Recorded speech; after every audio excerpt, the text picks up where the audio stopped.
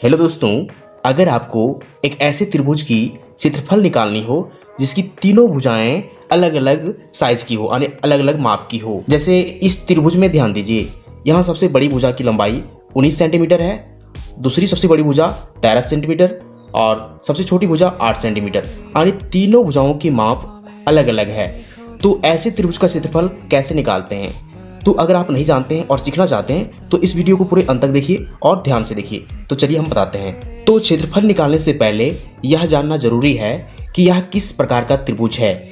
तो इसे कहते हैं विषम बाहु त्रिभुज, यानी कि वैसी त्रिभुज जिसकी तीनों भुजाएं अलग अलग लंबाई की हों।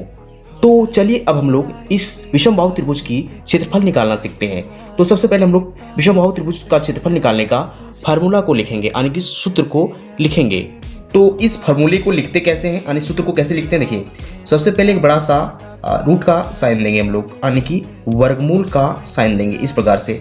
और इसके अंदर क्या लिखेंगे, देखिए s into s minus a into s minus b into s minus c. ये होता है हेरोन का सूत्र, यानी कि विषम बाहु त्रिभुज की क्षेत्रफल निकालने के लिए जो फार्मूला का प्रयोग होता है उसका सूत्र होता है ये।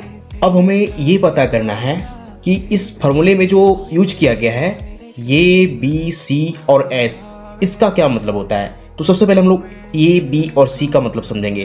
तो देखिए त्रिभुज की तीनों भुजाओं का जो नामकरण किया जाता है वो ए बी सी के माध्यम से किया जाता है। जैसे हम यहाँ किसी भी भुजा को ए बी सी मान सकते हैं।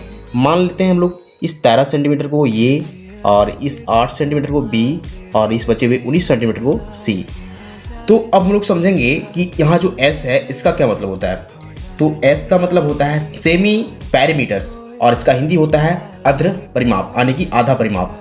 आधा परिमाप कहने का मतलब परिमाप को, कुल परिमाप को अगर हम लोग 2 से भागा दे दे तो हमें S का मान निकल जाएगा। तो यह परिमाप कैसे निकलेगा, इस त्रिभुज के तीनों भुजाओं की लंबाई को जोड़ने पर, यानी कि ए बी और सी को जोड़ने पर। तो चलिए हम लिखते हैं a प्लस बी प्लस सी। ये तो परिमाप निकालने का फार्मूला है, बट अब हमें s निकालना है तो इन तीनों को बटा में 2 से भागा देना पड़ेगा। तो s का फार्मूला यहाँ से निकल रहा है a प्लस बी प्लस सी बटा में 2। अब हमें इस s का मान निकालना है, तो चलिए s का मान निकालते हैं। a का मान कितना है 13 सेंटीमीटर, तो 13 सेंटीमीटर इस a के बदले। b का मान कितना है 8 सेंटीमीटर, 8 लिखेंगे, प्लस करेंगे। सी का मान 19 सेंटीमीटर, 19 लिख देंगे, बटा में 2। चूँकि इन तीनों का मात्रक सेंटीमीटर है इसलिए हम सेंटीमीटर लिख देंगे।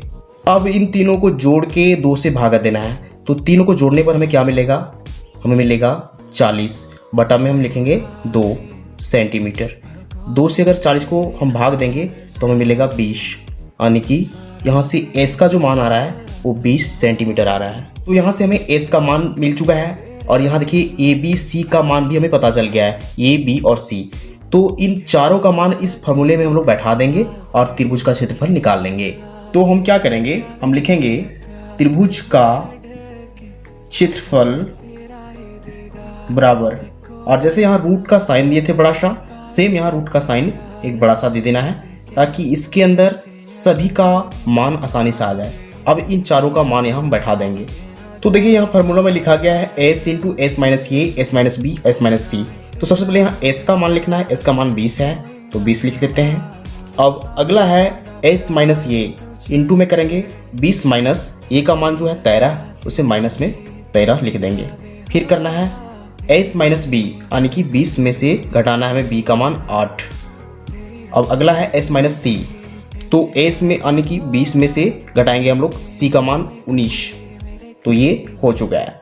अब एक चीज़ ध्यान में रखना है कि चारों का मात्रक देखिए यहाँ सेंटीमीटर सेंटीमीटर सेंटीमीटर सेंटीमीटर, यानी कि 4 सेंटीमीटर हैं। अगर हम 4 सेंटीमीटर को आपस में गुना करेंगे तो हमें मिलेगा सेंटीमीटर का पावर 4। अब हमें क्या करना है, इन सभी को गुना करके इसका वर्गमूल निकालना है। तो चलिए सबसे पहले इसे कैलकुलेट करते हैं, यानी कि गुना करते हैं। देखिए 20 का 20 लिख देंगे और इंटू क्या आ जाएगा, 20 में से 13 घटेगा तो 20 में से 13 घटेगा तो मिलेगा हमें 7। अगला क्या है, 20 में से 8 घटाएंगे तो हमें मिलेगा 12। अब अगला क्या है, 20 में से 19 घटाएंगे तो मिलने वाला है 1। और यहाँ सेंटीमीटर का पावर 4, ये रूट के अंदर है, ये ध्यान रखना है। अब इन चारों को गुना करेंगे तो हमें मिलने वाला है अंडर रूट 1680। और यहाँ सेंटीमीटर का पावर 4 है जो रूट के अंदर है। अगर इसे हम रूट के बाहर ले जाएंगे तो यहाँ पावर सिर्फ 2 बचेगा, यानी कि यहाँ रूट के बाहर चल जाएगा और यहाँ पावर 2 बचेगा।